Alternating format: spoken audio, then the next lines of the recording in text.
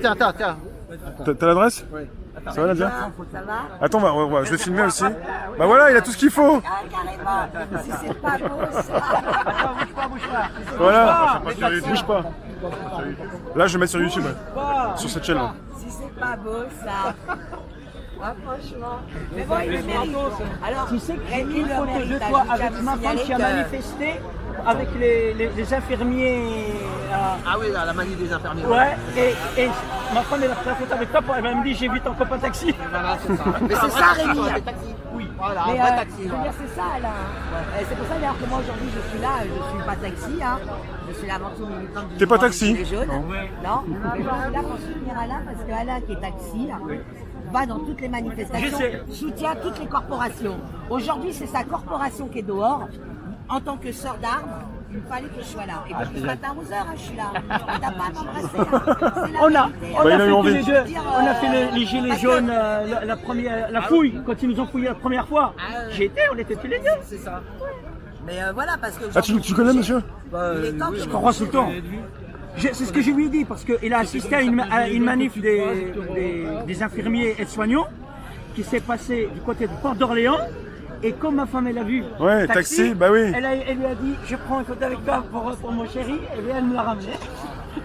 Bah oui, c'est bien, c'est sympa. Alain, il est. Voilà. Il est de tous les combats. Il montre fièrement le taxi.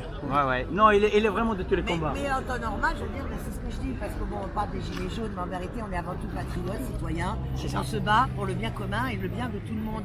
Je veux dire, moi, par exemple, vous, les taxis, je peux vous dire que pendant des années, je me suis battue pour ne pas prendre justement Uber. Parce que je trouvais que c'était pour moi, c'est de la concurrence déloyale. T'es pas la seule Parce qui pense que- comme ça, il y en a qui aussi Bah qui pensent oui, comme toi. Mais après, mais regardez, en plus, pour moi, c'est un vol manifeste. Pourquoi? Parce qu'au départ, on vous met Uber pour soi-disant la concurrence. D'accord? Mais c'est une concurrence déloyale parce que moi, j'ai des amis qui sont taxi, j'ai même plus jeune aidé un copain à passer sa licence. Je peux vous dire qu'on lui a fait réviser ses fiches. C'est un truc de malade. Vous devez connaître tout Paris, les hôpitaux, les adresses, les machins et tout. C'est les hôtels pratiquement et tout. Mais c'est un truc incroyable. En plus de ça, vous payez votre plaque. Votre plaque, c'est une fortune, vous la payez. Toute votre vie, on va dire que vous la payez, vous travaillez pour la rembourser. C'est ça. Vous commencez votre journée de boulot, À crédit. vous mettez, ce que je disais, vous mettez l'essence pour pouvoir travailler. Cette essence-là, vous savez même pas si vous allez pouvoir la rembourser en faisant des clients. On est bien d'accord. Ouais. Mais là où c'est une entourloupe, c'est que moi, pendant des années, je voulais être solidaire. Ça aussi, on est toujours en train de critiquer le système. Mais si on arrêtait de se laisser mettre en place et de ne pas jouer le jeu du système, on serait peut-être pas là. Mais bon, moi, je vous dis, pendant des années, j'ai combattu. Et au bout d'un moment, moi, ma bourse me permettait Ah bah plus. oui, c'est ça. D'accord? Moi, je travaillais de nuit, je rentrais par les taxis. Mais c'est grâce à ça que j'ai vu qu'il y avait vraiment un malaise. Pourquoi? Donc, il y a 2 ans de ça, il n'y a pas longtemps, hein, il y a à peu près 2 ans de ça, je me suis fait mettre l'appli Uber. Parce qu'effectivement, au début, et je dis bien au début, oui, je gagnais 5-6 euros sur les courses. Mais en 2 ans, j'ai vu la différence. Maintenant, le Uber, il est même plus cher que vous, messieurs les taxis, dans la mesure que moi, je connais les courses de Paris d'une porte à l'autre. Et ben maintenant, les courses que moi, à la base, si je prends un taxi, je paye 12 euros. Maintenant, je la paye 19 euros par Uber. Mais les gens, ils sont tellement maintenant habitués, on leur habitue à leur dire Uber, c'est bien, vous payez moins cher. Que maintenant, ils cherchent même pas à regarder les prix et vraiment mettre les prix en concurrence. Ils appliquent Uber et basta. Maintenant, c'est plus cher. Mais largement plus cher sur certains. De toute façon, ils sont sur moins- certaines courses, mais tu veux rire. Ils s'appliquent Pour au moins sur nos retrouver prix. encore à peu près t'en tirer, il faut prendre le Uber Pool, qui veut dire que tu as 4 dans la voiture C'est-à-dire et tu que, peux ouais, ils faire tout partagent. ton parti. Tu partages la fais course. tout le tour de part. Oui, mais tu partages. Oui. Chacun partage Partage. les 11 euros. Oui. Donc en vérité, le Uber Pool, ben, il revient encore plus cher parce que c'est 4 personnes qui va payer 11 euros. Ouais. Tu vois un peu les arnaques. Mais c'est même pas pour le chauffeur parce que le chauffeur d'Uber, lui, le pauvre, on le rémunère à la course 3-4 euros. Bah, Encore une fois, du travail pour précariser. C'est l'esclavage Le mec, moderne. Voilà. Et ça, je suis désolée, mais Français, arrêtez de prendre Uber. Ou alors qu'Uber paye les mêmes charges que les taxis, paye les mêmes impôts que le taxi. Là, c'est de la concurrence loyale. Je suis pour la concurrence quand elle est loyale. Dès le départ, ils payent les mêmes charges. Ils payent tout ce qu'ils doivent payer pareil.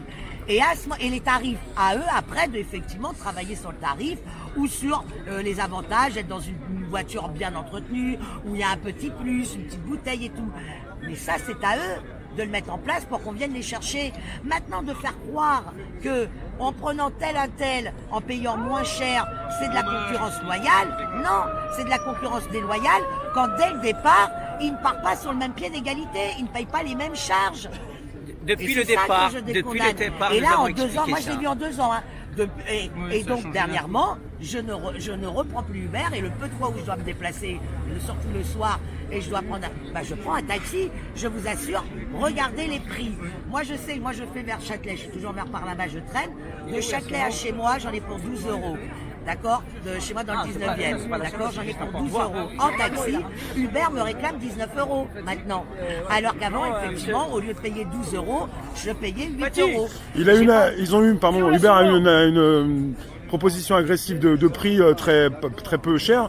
Et après, ils se sont installés et c'est ça. Maintenant, ils y vont. Bah oui, puisque maintenant, on a habitué aux Français justement à penser qu'ils sont gagnants, voilà. alors qu'ils sont perdants. Tu sais, c'est très marketing déjà. Bah oui, c'est comme on te dit, t'as encore ton pouvoir d'achat. Ouais. Si j'ai encore mon pouvoir d'achat, je vais faire les courses. Ouais. Oh, tu fais des courses à bas prix, tu vas t'acheter de la merde dans Lidl. Ouais. Je vois pas où t'as gagné quelque chose. Et c'est tout le temps comme ça. Ouais. On fait toujours ça, cette inversion et je pense que voilà. Et je pense que les taxis, ça fait belle lurette qu'ils auraient dû déjà être dans la rue, se mobiliser beaucoup plus que ça, parce que c'est tous ces métiers-là qu'on réduit, qu'on va brader pour mettre à côté une concurrence qui est totalement déloyale, mais qui va appauvrir les personnes qui travaillent dans ça. Parce que je veux dire, c'est même pas encore pour les faire gagner, pour pouvoir s'en sortir de leur misère. Ça les appauvrit, ils sont obligés de faire 3-4 boulots. Mais t'es efficace dans toutes les manifestations, t'es une bonne porte-parole, tu expliques bien les choses. Mais vraiment. Je sais pas, mais si vraiment, c'est vrai ou pas? Mais il faut dire un truc. C'est vrai. Par exemple, c'est une question de logique. les grosses manifs qu'on a eues, c'était 2014-2016, je crois, qu'on avait eu quand Valls était Premier ministre. Le plus important, c'était 2016. Voilà, et donc C'était un fiasco à la fin avec la réception de monsieur. Alors Valls a reçu en faisant croire, voilà, quand les syndicats, on reçoit les choses syndicats, et de on s'est toute fait façon, le ministre dit on va voir, on va s'en occuper, donc tout le monde est rentré, parti travailler.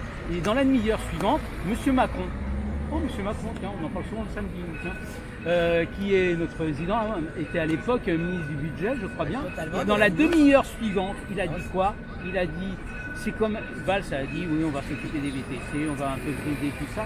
Et donc M. Macron a dit une seule chose, moi cette phrase-là, je m'en souviendrai toujours, une demi-heure après en conférence de presse, c'est quand même pas normal de vouloir brider une profession qui crée de l'emploi en parlant des VTC. Mais quel emploi? La précarité.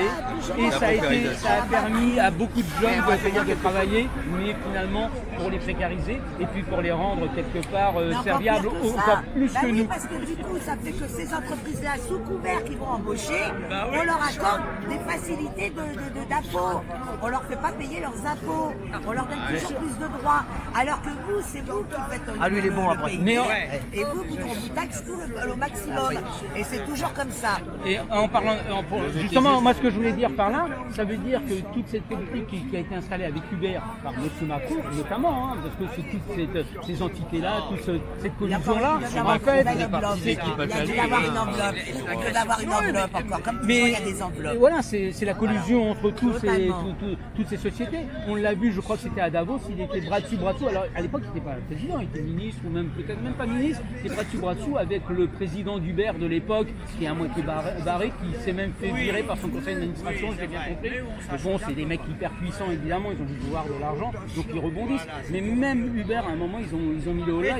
Uber à New York, ils prenaient dans le monde entier actuellement. Uber va très mal.